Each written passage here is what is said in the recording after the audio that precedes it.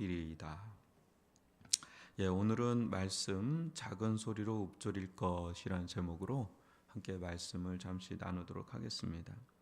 계속해서 시편 119편 이 말씀, 하나님의 말씀을 얼마나 이 다윗이 사모하고 사랑하고 또 노래하는지, 실제 여러분들에게 이 다윗이 우리가 가지고 있는 성경 66권이 있었냐? 아니잖아요. 그죠? 다윗 시대에는 그냥 모세 오경 정도 있었던 겁니다.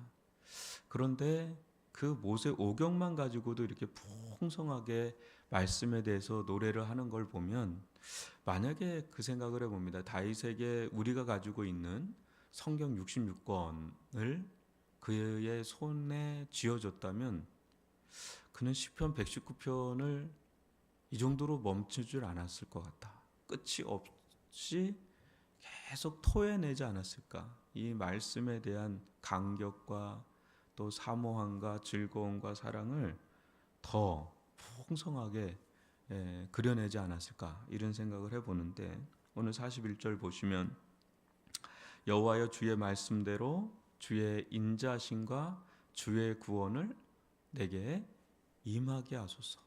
이것도 기도죠. 그죠? 기도면서 또 약속을 또 의지하는 거죠. 주의 말씀대로. 그죠? 주의 말씀에는 두 가지의 약속이 있는 거죠. 주의 인자심과 주의 구원. 그게 약속이 돼 있거든요. 근데 그게 약속이 돼 있는 것과 성취되는 건 다른 거잖아요. 그죠? 내가 너를 위해서 이거 해줄게 하고 약속하는 것과 해준 거, 이게 성취된 거, 이건 다른 거잖아요. 진짜 중요한 거는 약속도 중요하지만 그게 내 손에, 내 삶에 그게 지어지는 거, 그때 이제 그거에 대한 실제가 일어나는 거니까요. 성경은 약속의 말씀이라고 그럽니다. 그래서 구약이라고 하고 신약이라고 하죠. 근데 이 약속이 성취가 될 때, 그때 진짜 실제가 되는 거니까. 근데 그 중에 약속에 두 가지가 있는데, 하나는 주의 인자심, 내가 너희에게 인자를 베풀 거다. 또 내가 너희에게 구원을 베풀 거다. 이제 이것을 내게 임하게 하소서 기도를 합니다. 우리 어느 때는 답답함이 있습니다. 이제 성경을 보거나 또 설교를 듣거나 말씀을 배우다 보면 분명히 주님은 나를 사랑한다고 하고 나를 구원한다고 하는데, 이게 내게는 아직 그런 일이 일어난 것 같지가 않은 거예요. 그러면 기다리게 되고, 또 기다리다가 또 사모하게 되고, 그래서 또 절망하게 되고 낙심하기도 되지만, 때가 되면 주의 인자심과 주의 구원을 내게 임하게 되는. 저는 예전에 교회에 있을 때 이제 예수님을 20살에 만났지만, 그 이후에 또 하나님을 결정적으로 또 만나는, 다시 또 만나는 계기가 있었는데, 오래전에 있었던 교회에서 이제 기도를 했어요. 내 안에 이게 사랑이 사라진 것 같고 하나님의 은혜가 다 사라진 것 같은 그런 느낌을 받을 때가 있었어요. 기도는 할 수 있잖아요. 근데 기도를 하는데 하루에 한 6시간을 기도한 것 같아요. 그 사역을 하면서 굉장히 쉽지 않은 거죠. 근데 이게 절박함이 있으니까. 근데 그게 한 달이 돼도 아무런 일이 일어나지 않는 겁니다. 근데 2달이 돼도 아무런 일이 일어나지가 않는 겁니다. 3달이 돼도 아무런 일이 일어나지 않는 겁니다. 여러분, 하루에 6시간을 기도해 보셨나요? 그게 신앙 초기 때는 괜찮아요. 근데 신앙생활을 10년, 20년 지난 다음에 그걸 한다는 건 또 다른 일이에요. 굉장히 어렵습니다. 왜냐하면 머리에 든 지식이나 이런 것들이 있기 때문에 그냥 살지, 이렇게 돼요. 그런데 6개월 정도 됐을 때인 것 같아요. 이제 그냥 일을 물고 기도한 거죠, 그냥. 근데 이게 목사니까 진짜 그런 일이, 목사니까 늘 하나님은 여러분 사랑합니다, 여러분 구원하십니다, 이게 설교는 하는데 정작 내가 아닌 거예요. 이건 내색도 못하겠고 죽을 것 같은 거죠. 근데 6개월을 지나는 어느 날 기도를 하는데 이게 진짜 부어지는 거예요. 이게 진짜로. 그게 스스로 놀라는 거죠. 이걸 알기도 알았고 또 설교도 하던 사람인데 이게 진짜 부어지니까 단순해요. 그냥 하나님 진짜 나 사랑하시네 이거죠. 하나님 진짜 나와 함께 하시네. 단순한 거 제가 얘기했잖아요. 깨달음이라는 건 누구나 다 아는 건데 그게 깨달아지면 이게 달라지는 거라고요. 그게 임하는 거죠. 임하는 거. 이게 이제 말씀이 약속이 돼 있는 것과 그게 실제 이루어지는 것 사이는 너무 거리가 먼 느낌이 드는 거죠. 그런데 다윗도 기도하는 겁니다. 왜 기도하겠어요? 없으니까 기도하는 거예요. 결핍이 되니까 기도하잖아요. 여러분 뭔가 있는데 기도하나요? 없는 거 달라고 기도하는 거 아니겠어요? 저희들이 하나님 이런 거 임하게 해달라고. 다윗도 그런 경험이 있는 거예요. 주의 말씀대로 주의 인자심과 주의 권을 내게 임하게 하소서. 노년의 기도잖아요. 또 그러니까 늘 우리는 주의 인자심과 구원이 늘 우리에게는 필요한 겁니다. 네. 그때 내가 살아있는 신앙을 할 수가 있잖아요. 그때 42절 보면 그리하시면 내가 나를 비방하는 자들에게 대답할 말이 있사오니 내가 주의 말씀을 의지함이니이다. 여러분 보름스 회의장에 마틴 루터가 딱 섰습니다. 그 두려운 자리, 교황이 있고 수많은 추기경이 있고 거기에 소환돼서 지금 이단의 정죄를 받는 그런 현장에 딱 섰을 때 여기에 주여 여기에 내가 섰고 주님도 여기에 함께 하나이다 하면서 거기서 담대함을 얻고 그 엄청난 권위자 앞에서 그는 하나님의 진리의 말씀을 가감없이 선언을 합니다. 오직 의인은 믿음으로 말미암아 산다는 그때 당시에 카톨릭의 교리에 반하는 마치 이단이라고 치부될 수 있는 교리를 담대하게 선언을 합니다. 그리고 결별합니다. 그리고 도망칩니다. 그 담대함이 어디서 왔을까요? 그에게 그를 사로잡고 있는 하나님의 말씀이 그에게 임한 거죠. 그때 그가 엄청난 용기가 있는 사람이 아닙니다. 주기철 목사님도 그 정기집을 보면 대단한 분이잖아요. 그죠? 순교하신 분이니까. 근데 일본 순사가 왔을 때 벽기둥을 붙잡고 있다는 기록이 남아 있습니다. 그게 인간이에요. 근데 그것을 뛰어넘게 하는 거는 주의 임재하심과 그에게 부어지는 은혜가 너무 강력한 겁니다. 그때 담대하게 말을 할 수가 있는 거고 나아갈 수 있는 거죠. 우리 힘으로 하는 게 아니죠. 다윗은 그런 말씀을 의지하게 됐고 그 말씀 속에 주의 인자심과 구원을 실제적으로 누린 거죠. 그러니까 그것이 결핍되면 또 그는 기도를 하는 겁니다. 여러분 그러면서 43절 보면 진리의 말씀이 내 입에서 조금도 떠나지 말게 하소서 하면서 그의 열망이 또 한 번 나옵니다. 저는 참 이런 걸 보면 이 다윗을 사로잡고 있는 영성이 뭔가를 좀 보게 되는데 대단한 것 같아요. 내가 주의 규례를 바라는데 내가 주의 율법을 항상 지키리다. 영원히 지키리다. 이게 다윗의 열망입니다. 주의 말씀이 내 입에서 조금도 떠나지 말게 하소서. 여러분 조금도 떠나지 않을 수 있나요? 늘 떠나죠. 아마 우리 이렇게 말씀 듣지만 하루를 살지만 여러분 말씀 기억하면서 사나요? 그렇게 쉽지 않을걸요? 내 입에서 조금도 떠나지 말게 하소서가 나중에 보면 읊조리는 거예요. 그러니까 이 다윗은 그냥 왕의 직무를 하면서 여러 가지 일을 해야 되잖아요. 처리해야 되잖아요.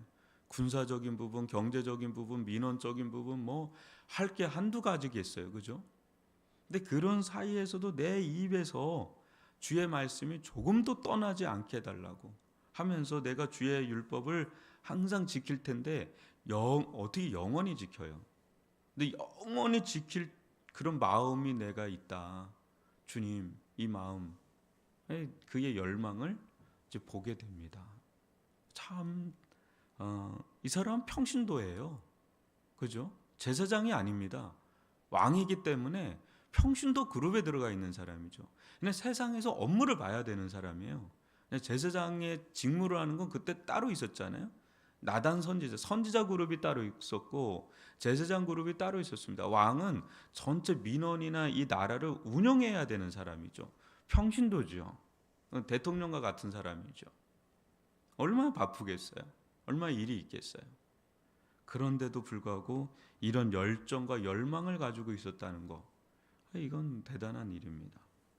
45절과 46절을 봐도 내가 주의 법도들을 구하여 싸우니 자유롭게 걸어갈 것이다. 이게 자유가 어디서 오는가?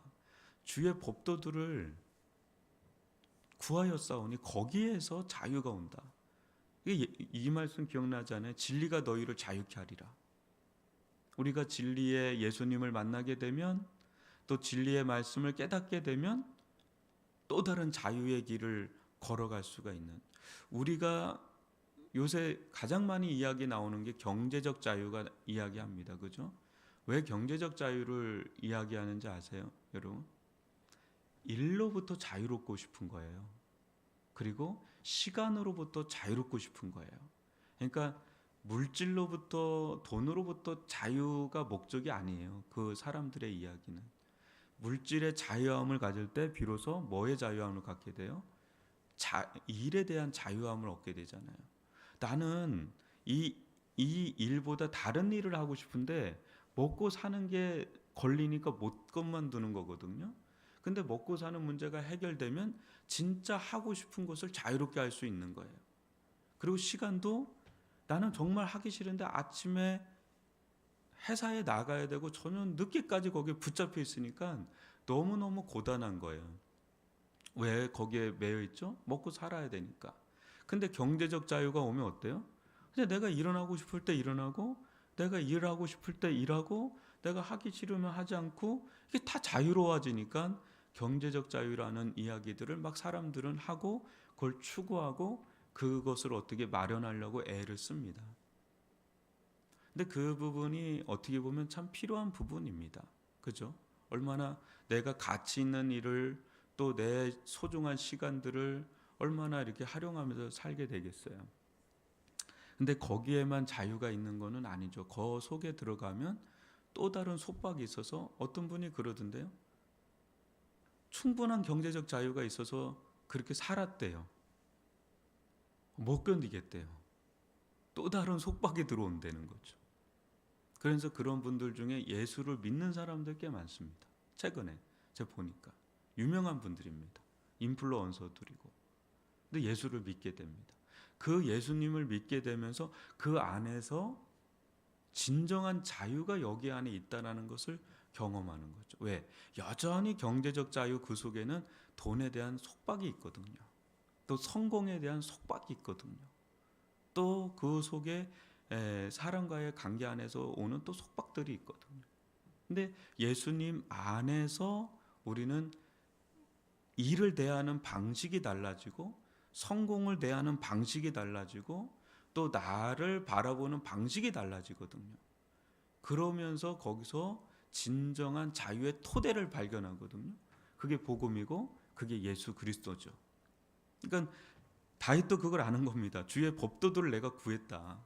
그래, 자유롭게 걸어갈 것이다. 이래요. 그야말로 그 사람은 완전한 자유자라고 생각할 수 있잖아요. 정점에 있는 사람이니까.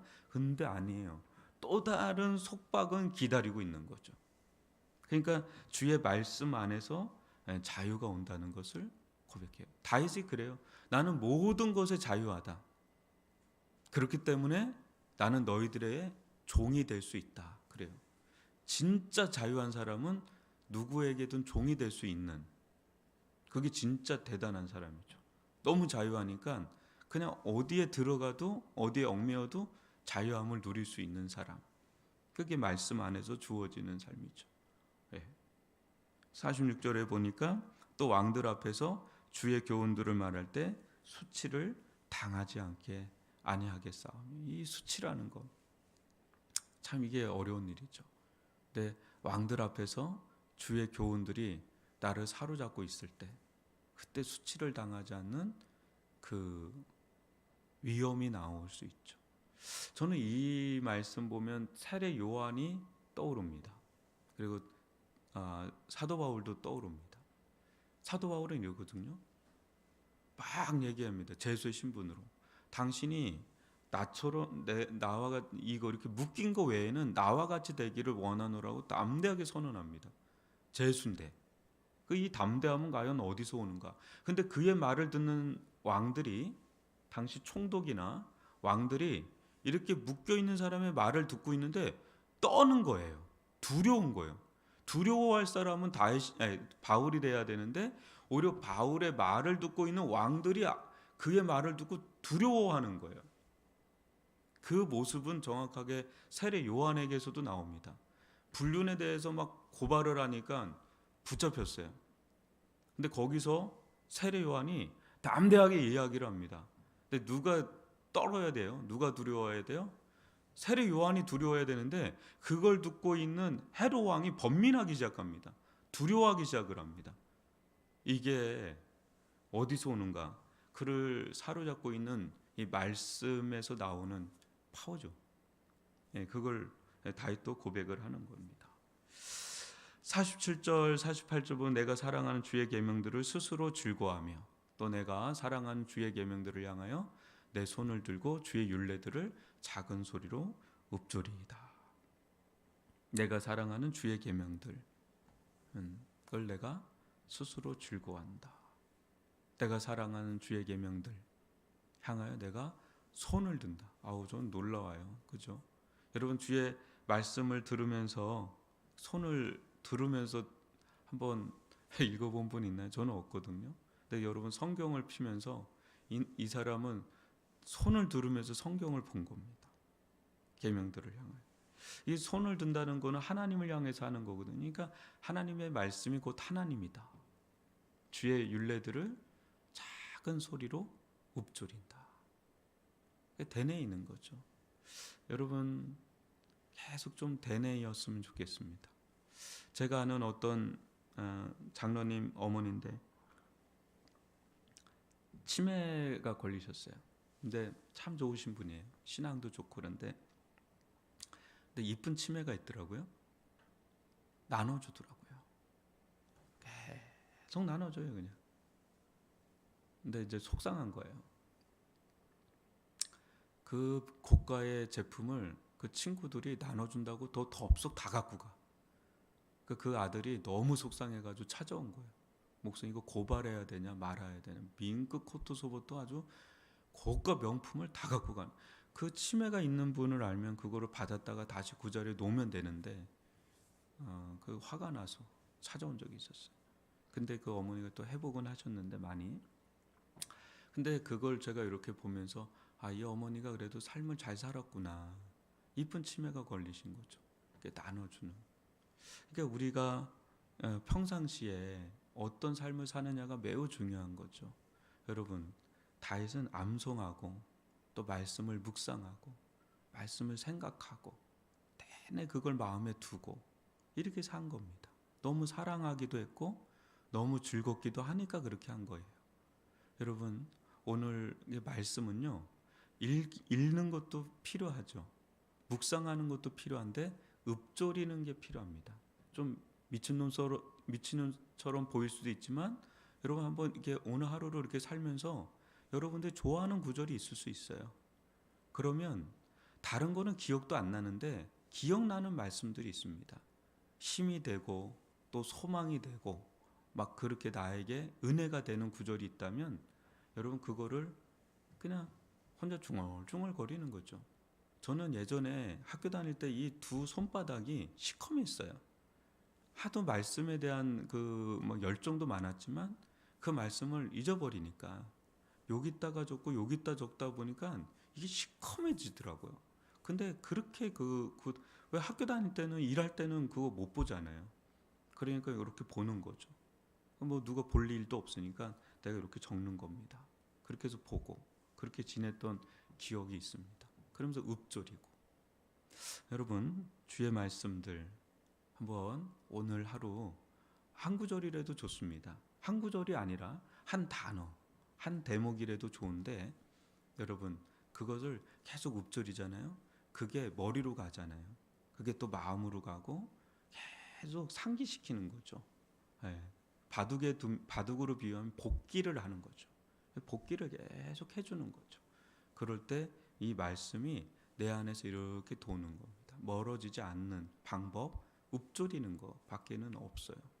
옛날 우리 유교 선비들은요, 항상 한울천 따지를 이렇게 읊조렸습니다. 그게 공부 방식이었어요. 그러니까 여러 읊조리는 게 히브리 문화에서도 있었고 우리 문화에서도 있었습니다. 한번 기도할 때도 말씀을 가지고 한번 기도해 보시고 오늘 살아갈 때도 순간순간 또 힘이 되는 구절이 있으면 또 읊조리시고 하면 여러분들에게 그게 적지 않은 큰 힘이 될 줄 믿습니다. 오늘 이 말씀